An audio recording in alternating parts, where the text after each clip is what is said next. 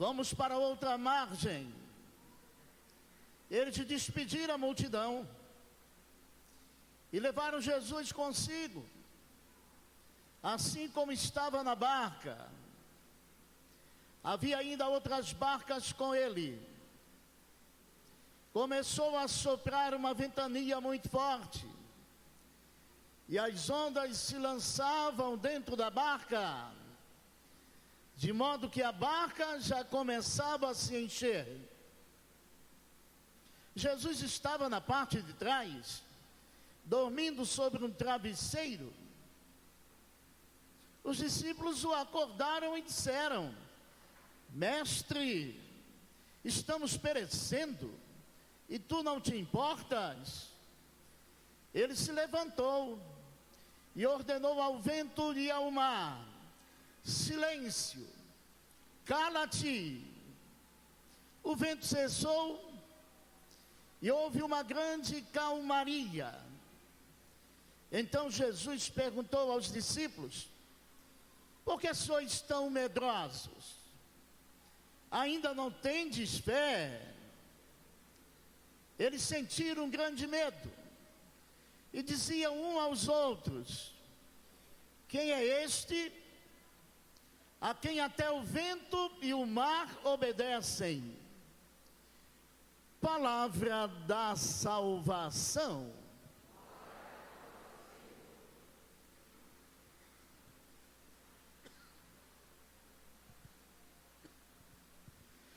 Como bem sabemos, estamos fazendo a caminhada do tempo comum.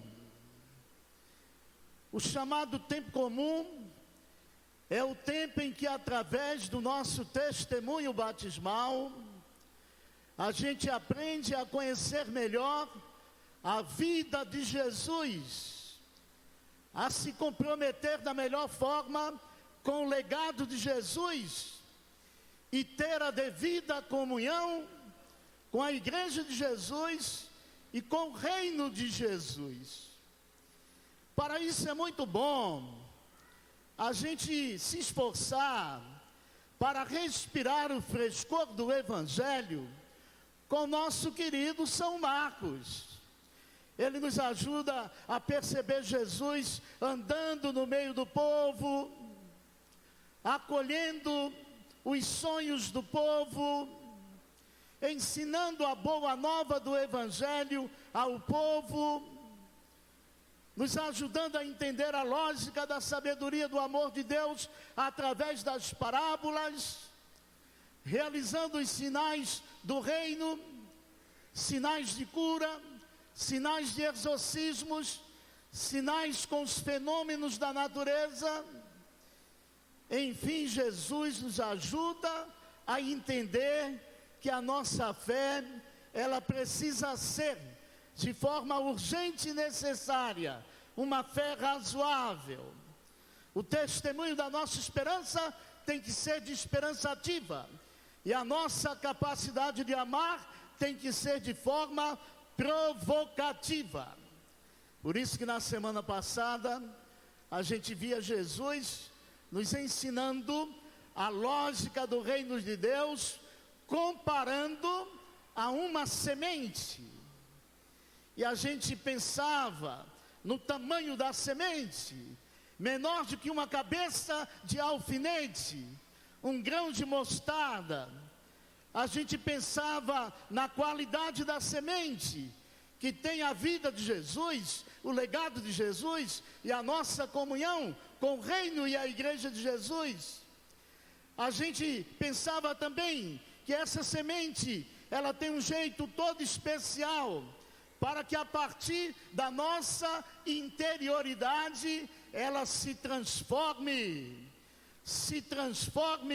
de tal forma que ela realize a grande revolução do amor. Percebemos também que essa semente, ela penetra na nossa vida, na nossa interioridade, no nosso coração. Primeiro encontra aquela área do coração bagunçada, onde a gente deixa tudo à beira do caminho, de lado, para depois Depois, essa semente encontra aquela região endurecida do nosso coração pelas artimanhas e miragens do egoísmo. Depois percebemos que esta mesma semente vai até os espinhos, os nossos medos, as nossas feridas mais profundas. E por fim percebemos ainda mais que a semente chega naquela área em que estamos em estado de graça, em que a gente guarda o melhor da vida, a nossa capacidade de amar, a nossa capacidade de sonhar, a nossa capacidade de caminhar, a nossa capacidade de testemunhar a vida batismal. Mas hoje, Jesus quer fazer um teste com a gente. Ele quer saber se a gente entende mesmo, seja através de uma pregação, seja através de uma catequese, seja através da caminhada de uma vida de comunidade, seja através do nosso testemunho lá fora, nas entrelinhas dos sinais dos tempos, se a gente entende verdadeiramente o que significa esta fé. Por isso ele nos convida a ir até a outra margem, ir até ao mar da vida, e até ao mar da realidade, e até ao mar da nossa interioridade, e até ao mar da nossa convivência familiar, e até ao mar da nossa caminhada na história da humanidade. Por isso, essas imagens bonitas e misteriosas do amor de Deus, agindo nas limitações da nossa vida e da vida dos irmãos, elas são muito proporcionais para os dias em que vivemos. Vejam, por exemplo, na primeira leitura, a gente se encontra com o nosso querido, o personagem que a turma diz que é o pai da paciência, o famoso Jó. Mas na verdade Jó é alguém que tem uma fé muito perseverante, uma fé de inquietação, uma fé que provoca. Jó foi uma pessoa que passou pelos altos e baixos da vida, passou principalmente pelas situações mais gritantes e limites da sua existência, mas ele não desanimou. Ele ficou reclamando da fé, reclamando da esperança, reclamando da sua capacidade de amar. E os seus amigos sempre criticando, sempre levando ele para aquele lado em que na hora que estamos diante de um problema sério, a gente tem que fazer primeiro tempestade em copo d'água. Mas como Jó tem uma fé teimosa, uma fé que arregaça as mangas, uma fé que ultrapassa os limites, Jó, com a sua sabedoria humana, consegue entender melhor a sabedoria divina e ver nos próprios fenômenos da natureza a resposta silenciosa de Deus. E aí Deus dá uma sacudida em Jó, mas não deixa Jó na pior, ajuda Jó a se levantar, a continuar a sua história, a continuar a sua caminhada. Assim também deve ser na vida de cada um de nós. Jesus está aí, nessa história bonita, dos 2000 anos do cristianismo. Nós já comemoramos 2000 anos do nascimento de Jesus, no jubileu do ano 2000. Em 2030, a gente vai comemorar os 2000 anos da descida do Espírito Santo em Pentecostes. E aí vem a grande pergunta: será que a nossa fé ainda é bobinha? Ainda é infantil? Será que é uma fé que gosta de fazer apenas tempestade em copo d'água? Ou é uma fé que confia em Jesus? E com Jesus, por Jesus, em Jesus, a gente chega aonde tem que chegar. Às vezes nós ficamos pensando, Jesus está aqui vivo, dentro de nós, fora de nós, no meio de nós. na presença real da Eucaristia. Mas a nossa fé às vezes é tão covarde, tão fracassada, que a gente tem mesmo a impressão de que Jesus se esqueceu da gente, que Ele está dormindo. O silêncio misterioso da presença real na Eucaristia dá a impressão de que Ele está dormindo. O sonho da bela adormecida ali na casinha do sacrário. É por isso que Jesus nos provoca e nos convoca a ter uma fé razoável, uma fé madura, uma fé que recupere a trilha perdida daquele que é o caminho, a verdade e a vida. O problema hoje é esse. Se a gente acha que Jesus está dormindo, que Jesus não está nem aí para os problemas da humanidade, isso só acontece porque a nossa fé parece que ainda não entendeu a qualidade da semente. Parece que ainda não percebeu a grande revolução da semente, do grão de mostarda, do frescor do Evangelho, da palavra que é colocada no nosso cotidiano, nas entrelinhas da história, nas entrelinhas da realidade, nas entrelinhas da nossa vida. Por isso Jesus hoje nos convida. E Jesus diz, no seu jeito de ser, no seu jeito de agir, Ele diz para todas as limitações da história: silêncio, cala-te. Nós sabemos que temos que conviver com a água, nós sabemos que temos que conviver com o vento, nós sabemos que temos que conviver com os altos e baixos da vida, mas a nossa fé, ela tem que nos ajudar a entender que sozinhos não vamos muito longe. A Sagrada Escritura está repleta desta realidade. Vejam logo no início do... O Espírito paira sobre o caos. O Espírito transforma o caos em cosmos. Veja no tempo de Noé. Noé está dentro de uma grande tribulação, de um grande dilúvio. E ali, no momento mais desesperador, Noé vê uma pomba entrando com um ramo verde no bico.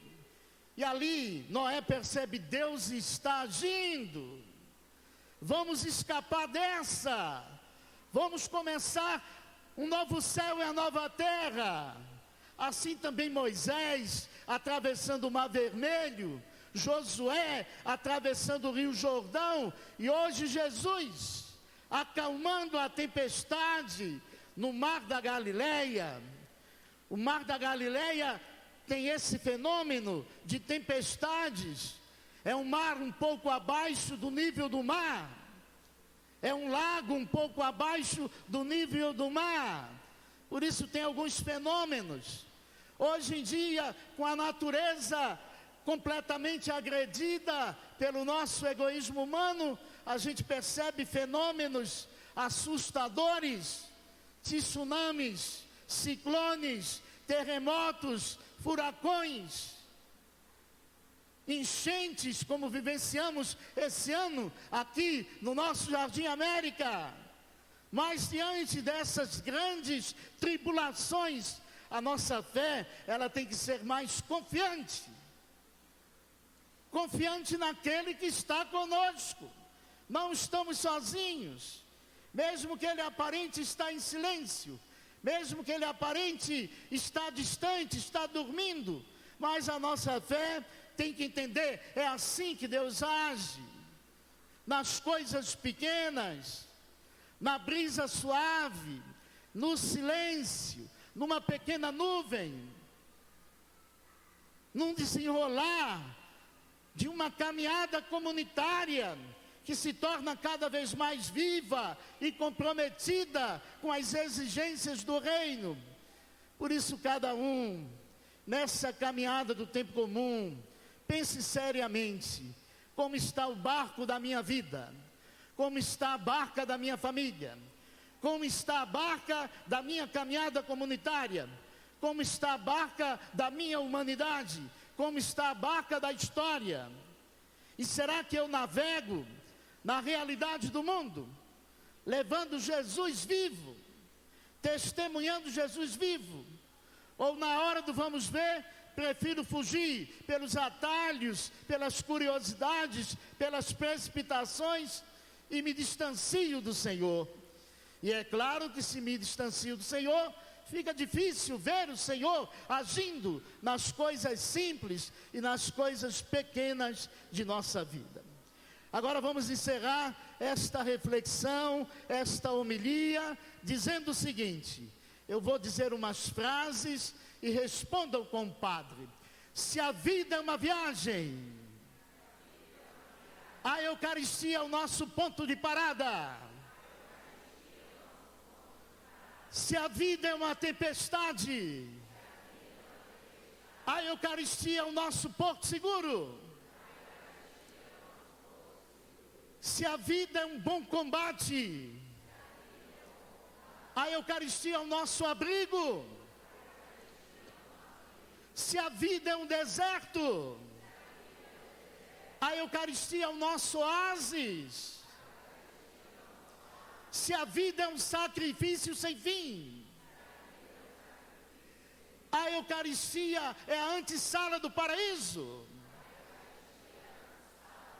E é na antessala do paraíso, é na certeza de uma fé madura, que a gente percebe verdadeiramente que Jesus está dentro de nós, fora de nós, no meio de nós. Então vamos em frente.